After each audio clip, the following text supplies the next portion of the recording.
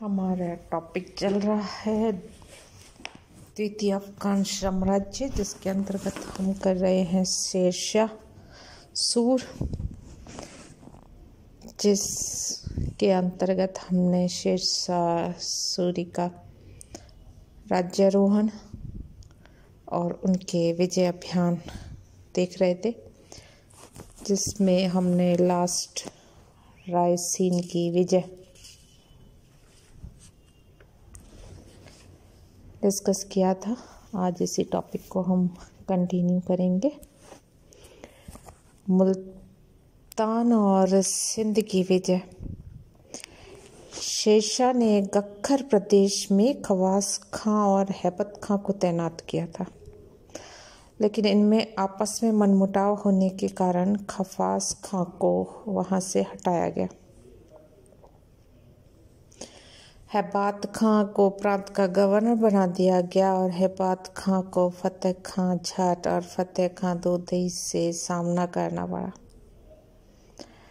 इन दोनों विद्रोही सरदारों का दमन करने 1543 ईस्वी की शरद ऋतु में हैबात खां लाहौर होता हुआ सतगड़ा नामक स्थान पर पहुंचा। भयभीत होकर फतेह खां जाट अपने कुटुंब को लेकर भागा और फतेहपुर के पास एक मिट्टी के दुर्ग में उसने शरण ले ली। यहाँ से उसने संधि का प्रस्ताव भिजवाया। हैबत खां ने उसे सुरक्षा का आश्वासन दिया, लेकिन जो ही उसे हैबत खां के पास लाया गया, हैबत खां ने उससे बंदी बना लिया गया। किंतु उसका एक साथी सिद्धू वलू जो वहाँ से भागा और फतेह खां दोदई व उसके आदमियों को उसकी सूचना दे डाली। फतेह खां के आदमी अपने स्त्री बच्चों को कत्ल कर सिद्धू बलोच के नेतृत्व में अफगान सेना को चीरते हुए निकल गए, लेकिन वे पकड़े गए और हैबत खां ने मुल्तान को पूरी तरह जीत लिया। सिंध में बख्खर और सिहवान के दुर्ग प्रसिद्ध थे और शाह हुसैन अरगून ने महमूद बखरी को बख्खर दुर्ग पर तैनात किया था। 1542 ईस्वी के अंत में हुमायूं ने थट्टा पर आक्रमण किया था। तब शाह हुसैन ने महमूद बखरी को थट्टा बुला लिया और अफगानों को इसकी सूचना मिली। तब हैबत खां ने बख्खर पर आक्रमण कर उसे जीत लिया। सिंध विजय शेरशाह के लिए महत्वपूर्ण सिद्ध हुई। अब शेरशाह को मारवाड़ में प्रवेश करने का मार्ग मिल गया। नेक्स्ट उसने मारवाड़ विजय किया और मारवाड़ का शासक उस समय था मालदेव, मध्य भारत का प्रमुख राजा और कुशल कूटनीतिज्ञ हुआ करता था।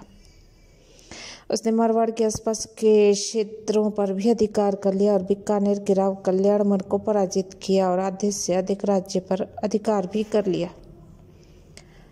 1541 ईस्वी में उसने हुमायूं को भी सहायता देने की पेशकश की थी, लेकिन हुमायूं ने मालदेव में से उस समय सहायता मांगी जब शेरशाह ने उत्तरी भारत के अधिकांश भूभागों पर अधिकार कर लिया था।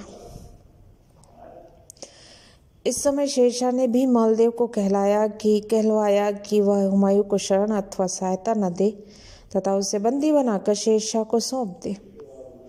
मालदेव ने तत्कालीन परिस्थितियों में तटस्थ रहना ही उचित समझा, अतः उसने हुमायूं को सैनिक सहायता का कोई वचन नहीं दिया। इधर जब हुमायूं के दूत ने जोधपुर में शेरशाह के दूत को देखा तो उसे किसी षड्यंत्र की योजना समझकर हुमायूं को सूचित कर दिया। फलस्वरूप हुमायूं सिंध की तरफ चला गया। चूंकि मालदेव ने हुमायूं को बंदी नहीं बनाया, इसलिए शेरशाह मालदेव से नाराज हो गया।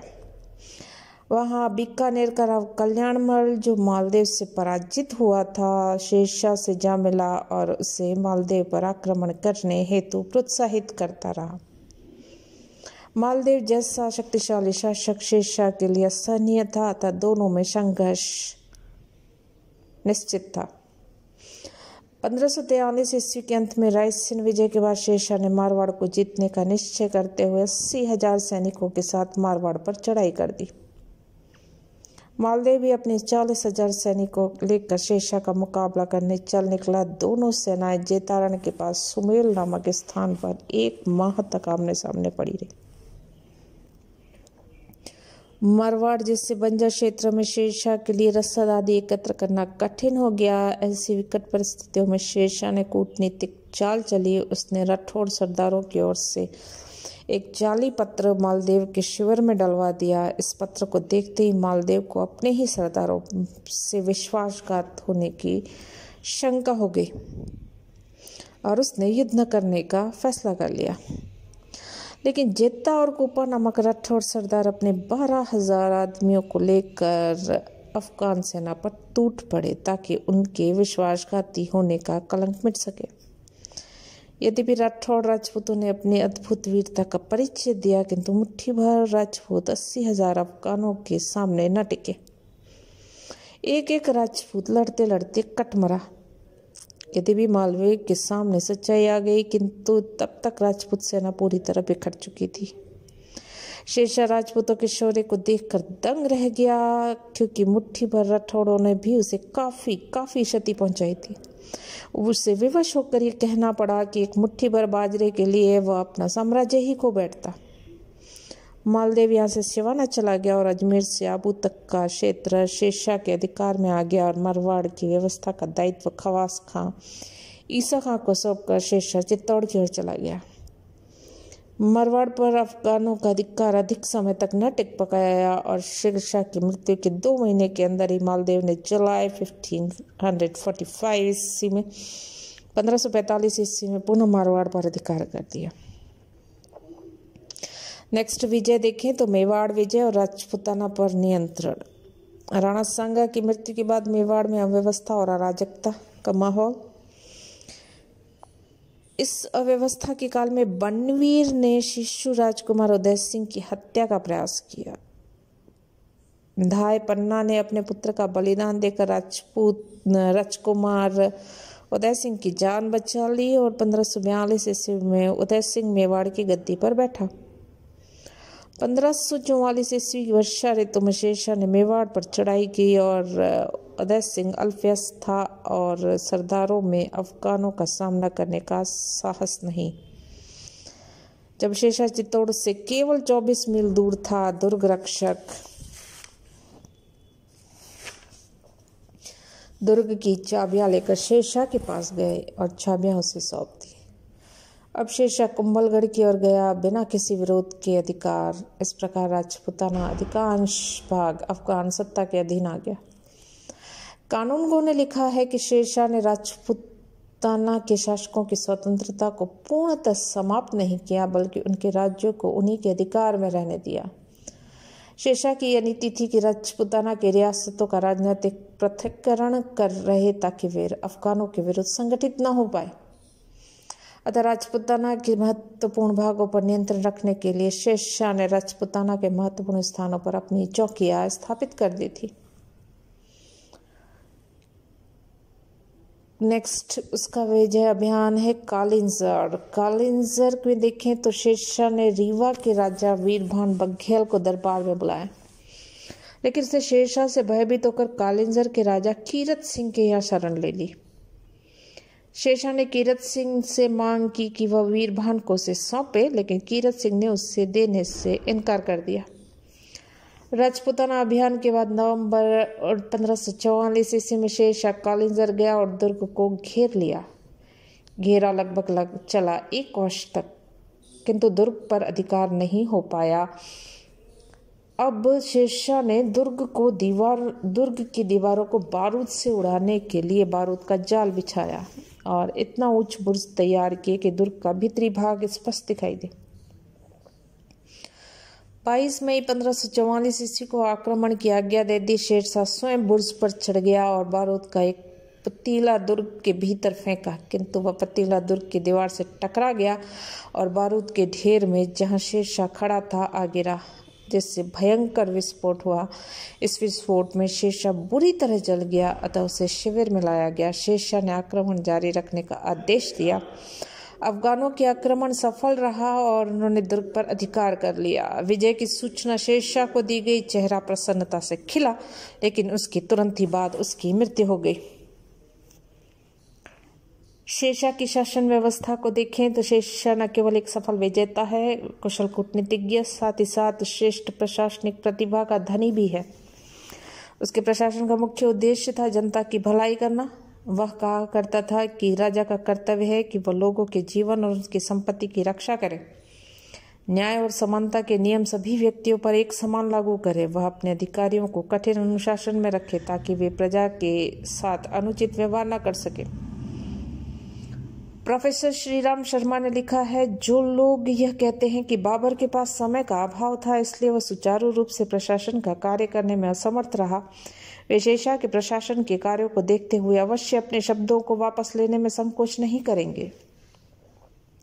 लेकिन अबुल फजल ने लिखा है कि शेषा ने अलाउद्दीन खिलजी की योजनाओं को अपना लिया था। इसी आधार पर डॉक्टर त्रिपाठी और डॉक्टर परमात्म शरण ने भी लिखा है कि शेषा वास्तव में एक व्यवस्था सुधारक था, मौलिक व्यवस्थापक नहीं।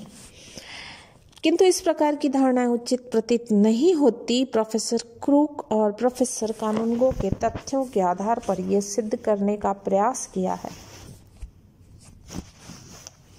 कि शेषा ने अपने शासन को मौलिक स्वरूप देने का प्रयास किया। संभव है कि उसने अपने पूर्ववर्ती शासकों से कुछ बातें ग्रहण कर ली हो। अब्बास खान ने ठीक ही लिखा है कि उसने देश की समृद्धि तथा प्रजा की भलाई के लिए कुछ नियम बनाए जिसका आधार उसके निजी विचार तथा विद्वानों के ग्रंथों से लिए गए सिद्धांत दोनों थे। वस्तुतः शेषा की प्रशासनिक योग्यता के अंकुर हमें उसके पिता की जागीर के प्रबंधक के रूप में मिलते हैं। केंद्रीय प्रशासन। शेषा का शासन एक तांत्रिक था, स्वयं कानून बनाता था, स्वयं ही लागू करता था। यद्यपि उसके पास मंत्री थे किंतु वे केवल राजा की आज्ञा का पालन करने के लिए। अब्बास खां के अनुसार शासन के प्रत्येक कार्य को शेषा स्वयं देखता था, चाहे वह कार्य छोटा हो या बड़ा। डॉक्टर त्रिपाठी ने लिखा है कि शेषा ने विशाल साम्राज्य के सभी विभागों में निपुणता की ओर ध्यान नहीं दिया। फलतः प्रांतीय शासन तंत्र अत्यंत ही निर्बल रहा। किंतु डॉक्टर त्रिपाठी की धारणा भ्रामक है, क्योंकि यदि प्रांतीय शासन तंत्र निर्बल होता तो प्रांतीय गवर्नर स्वतंत्र होने के लिए अवश्य विद्रोह करते। किंतु शेषा के शासनकाल में प्रांतों में कोई विद्रोह नहीं हुआ। शेषा ने प्रशासनिक कार्यों को सुचारू रूप से चलाने के लिए मंत्री नियुक्त किए थे और अपने शासन को निम्न 4 मुख्य और 2 गौण विभागों में बांटा था। यह विभाग उसके मंत्रियों के अधीन हुआ करते थे। प्रथम दीवाने वजारत, इस विभाग के मंत्री का नाम था वजीर और वे वित्त और राजस्व संबंधी कार्य देखा करते थे, किंतु वह अन्य विभागों का निरीक्षण भी कर सकते थे। सेकंड है दीवाने आरिस, इस विभाग का मंत्री सेना की भर्ती, सैनिक संगठन आदि कार्यों को करता था। थर्ड दीवाने रसालत, इस विभाग के मंत्री का मुख्य कार्य राजा के निर्देशानुसार अन्य देशों से कूटनैतिक संबंध स्थापित करना, दूसरे देशों में दूत भेजना और बाहर से आए व्यक्तियों पर नियंत्रण रखना था। चौथा दीवान इंशाह, इस विभाग का मुख्य कार्य शाही घोषणाओं का प्रारूप तैयार करना, सरकारी निर्णय से प्रांतीय शासकों को अवगत कराना तथा सरकारी प्रलेखों को संभाल कर रखना था। इसके अतिरिक्त 2 गौण विभाग भी थे। दीवाने कज़ा पहला, जो प्रधान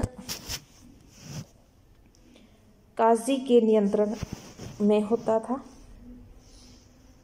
प्रधान काजी अभियोगों अथवा अपीलों को सुनवाई करता था और निर्णय देता था। दूसरा दीवाने बरीद, जो एक प्रकार से गुप्तचर विभाग होता था। राज्य की प्रत्येक महत्वपूर्ण घटना की सूचना देना इसका प्रमुख कार्य होता था।